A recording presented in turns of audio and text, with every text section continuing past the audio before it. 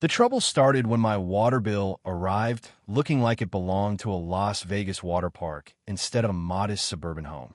I stood in my kitchen, staring at the numbers 112,000 gallons last month, blinking as if the ink might rearrange itself into something sane. My lawn, once the envy of Maple Grove Lane, a lush emerald kingdom I'd cultivated with the precision of a surgeon, was now a patchy, brittle disgrace. It looked like the floor of a neglected gas station, not the pride of a man who'd spent years perfecting sprinkler angles and soil pH with a devotion bordering on obsession. I wasn't just a lawn guy. I was a lawn artist. My mower, affectionately dubbed Clara, had her own corner in the garage, and I kept a rainfall log in a spreadsheet color-coded by season. So when the grass started yellowing and the sprinklers wheezed like they were auditioning for a tuberculosis ward, I knew something was rotten, and I had a hunch who was behind it. Her name was Evelyn Harper. She'd swept into the neighborhood 8 months ago, a whirlwind of pastel cardigans, passive-aggressive smiles, and a knack for turning every HOA meeting into her personal stage. Her house, next door to mine, came with a lawn so flawless it glowed under the moonlight, a green so vibrant it seemed to mock my fading turf. At first, I chalked it up to beginner's luck. Maybe she'd hired a landscaping guru, or maybe her sod was genetically engineered by some Silicon Valley startup. But Evelyn didn't strike me as the type to shell out for pros. No, she was too smug, too resourceful, as she liked to brag at the mailbox or during her endless chats with our mail carrier, Pete. "It's all about working with what's around you," she'd say, her voice dripping with a syrupy condescension that made my teeth grind. She'd wormed her way onto the HOA board within weeks of moving in, armed with a clipboard and a vendetta to elevate Maple Grove Lane, her words, not mine. Her wind chimes tinkled incessantly, and her tulips were so perky they looked like they'd been photoshopped. But that lawn? It was too perfect, suspiciously perfect. The pieces fell into place one humid August night. I was walking my terrier, Max, along the fence line we shared, the air thick with the scent of dying grass, mine, not hers. That's when I heard it, a faint, steady hiss, like a snake plotting in the shadows. It wasn't coming from my sprinklers, which I'd triple-checked that morning. No, it was hers. At 1:37 a.m., I crouched by the fence, peering through a gap where a slat had warped. There was a thin black hose snaking from my outdoor spigot through a hole she'd carved in the wood and straight into her irrigation system. The audacity hit me like a punch. This wasn't just theft, it was a heist executed with the cunning of a cat burglar and the arrogance of a dictator. I didn't sleep that night, not out of anger, but out of a twisted admiration. Who does that? Who turns their neighbor's water line into their personal aquifer? Evelyn Harper, that's who. I didn't confront her right away. Rage is a blunt tool. I needed something sharper, something surgical. So I turned my backyard into a war room. I rigged a trail camera inside, a hollowed-out Gardenia gift from my sister I'd never liked anyway, and aimed it at the spigot. The footage was a goldmine. Night after night, Evelyn emerged like a suburban ninja, decked out in dark leggings and a hoodie, tweaking a splitter she'd clamped onto my line. One clip caught her adjusting the flow, then stepping back to admire her work with a grin that could have curdled milk. Another showed her muttering to herself, probably congratulating her own genius. I had her dead to rights, but I knew she'd slither out of any accusation with that honeyed charm she wielded like a weapon. I needed more than proofy needed leverage. The next morning, I printed the stills, tucked them into a manila envelope, and marched to her door at 6:45 a.m. She answered in a silk kimono, a green tea mask smeared across her face, clutching a mug that read Neighbor of the Year in curling script. I thrust the photos at her. "Care to explain this?" Her eyes flicked over the images, and for a split second, I saw a flash of panic. Then she laughed a high, tinkling sound that set my nerves on edge. "Oh, Henry, you're so dramatic. A mix-up, obviously. I've never been near your fence." She patted my arm, her fingers cool and dismissive, like I was a child who'd lost his way. I left without another word, her laughter echoing behind me. She thought she'd won. She was wrong. I took my case to the HOA, storming into their makeshift officia converted sunroom at Preston Caldwell's house, the board president with the backbone of a jellyfish. I slapped the envelope on the table, spilling photos and timestamps across the floral tablecloth. "She's stealing my water, Preston." "I got proof." He adjusted his glasses, peering at the evidence like it was a mildly interesting crossword puzzle. Evelyn, who'd somehow gotten wind of my move, had already spun her web. She called him the night before, claiming I'd doctored the images out of spite jealousy over her winning Lawn of the Quarter, a title I'd held for 3 years running until she showed up. "Sounds like a personal matter," Preston mumbled, scratching his balding head. "We'll look into it." The rest of the board, Linda with her inflatable Santas, and Dave, who parked his RV too close to the curb, shifted uncomfortably, avoiding my gaze. I was on my own. This wasn't just about water anymore.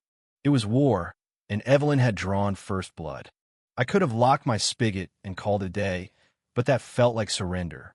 No, I wanted justice, poetic, devastating justice.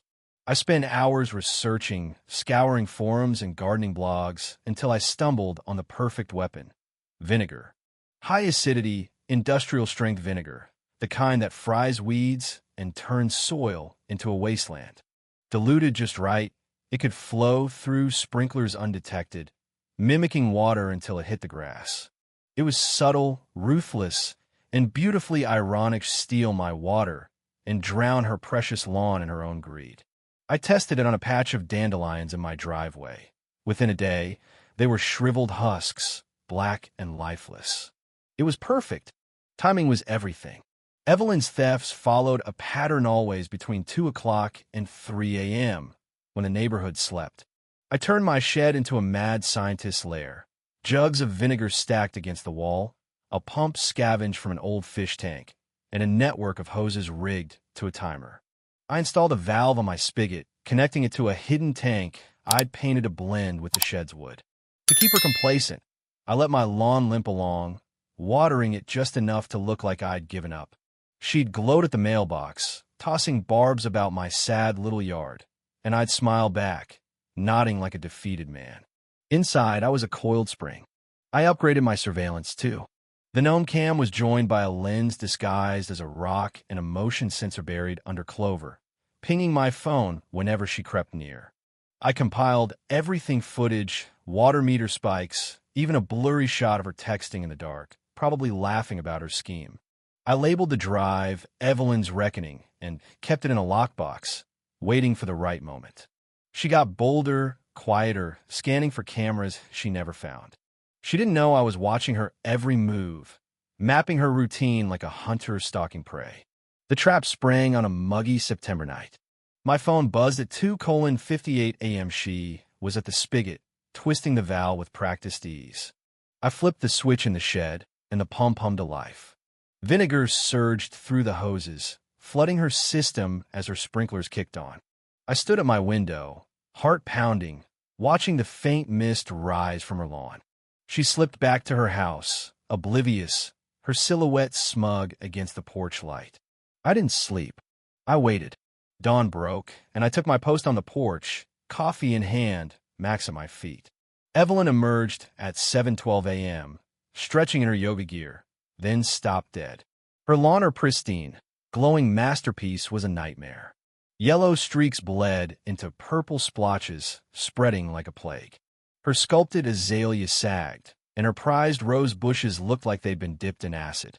She dropped her water bottle, the plastic clattering on her walkway, and bolted barefoot across the yard, mouthing silent curses. Neighbors peeked out, phones in hand, filming as she shrieked about vandals and chemical attacks. I waved, sipping my coffee, my patchy lawn suddenly irrelevant next to her ruin. The fallout was swift. By noon, the vinegar stench hung heavy over Maple Grove Lane, a sour cloud that made eyes water and dogs sneeze. Evelyn paced her driveway, yelling into her phone landscapers, the HOA, maybe her lawyer sister. She kept name-dropping. Her topiary peacock lost its tail, and her butterfly bushes crumbled to ash. An emergency HOA meeting convened that evening in Preston's garage, the air thick with tension and a faint whiff of motor oil. Evelyn stormed in, passing out flyers headlined "Lawn Terrorism, a Call for Justice," accusing me of sabotage and demanding my expulsion. I stayed calm, handing out copies of my reporter theft caught on camera, meter logs, that damning text she'd sent in an HOA group chat at 3:04 a.m. Hope no one notices the extra flow tonight, lol. Dave spat out his soda. Linda clutched her pearls, and Preston's jaw tightened. Evelyn screamed, "Fake," and "harassment," flipping a tray of cookies in her fury, but the evidence was ironclad. 3 of 4 board members voted to fine her, order restitution for my bills, and suspend her from the HOA. She fled mid-vote, her heels echoing like gunfire. That night, her sprinklers stayed silent. I locked my spigot, added motion-activated floodlights that blared bagpipe music. Pete nearly dropped his mailbag the first time they triggered Dan waited. Evelyn vanished from the neighborhood's social orbit. Her blinds stayed shut, her wind chimes went quiet, and landscapers hauled away sod by the truckload, muttering about cursed soil. Whispers spread, dubbing her Violet Vixen, and kids traded tales of the water thief who got pickled. Then karma doubled down.